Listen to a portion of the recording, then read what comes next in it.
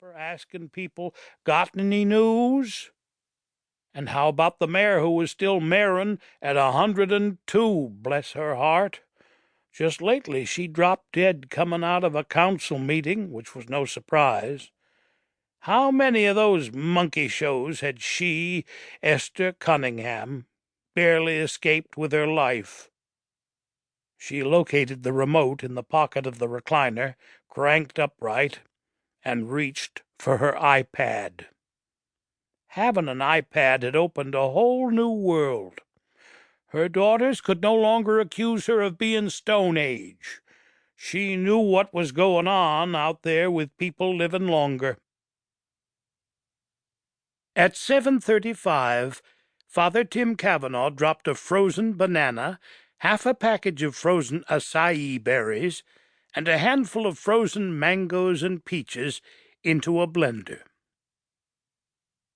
The mélange was followed by a container of Greek yogurt, a spoonful of tahini, and a long pour of almond milk.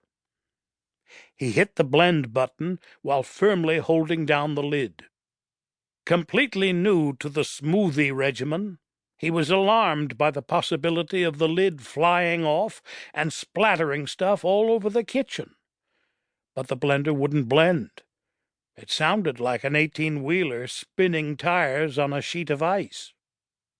He hit off and reviewed the options: puree, whip, mix, stir, grind, frappe.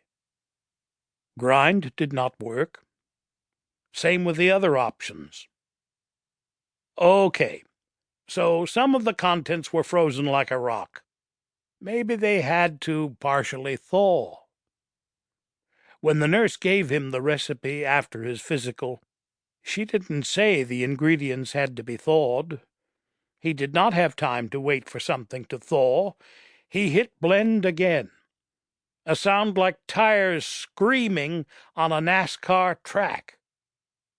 This would be his first morning without caffeine. Whether he could live up to the caffeine-free regimen recommended by Dr. Wilson, he couldn't say. He was totally hooked on coffee and had been for decades. Cut him some slack, for Pete's sake. Let him cling to this harmless vice. He removed the lid and looked in.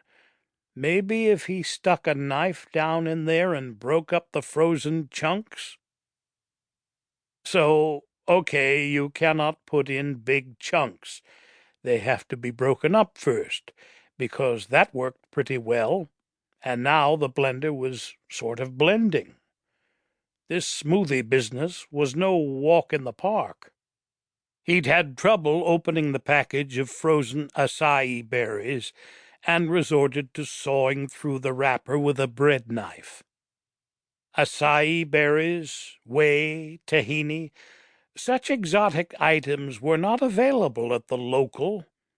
He'd been forced to drive to the neighboring Wesley, a college town in which such products thrived.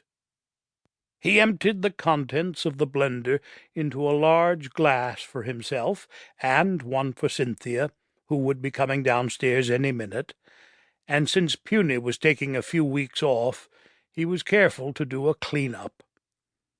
He carried the glasses to the study, glancing beyond what they called their picture window to a view of their own acer rubrum.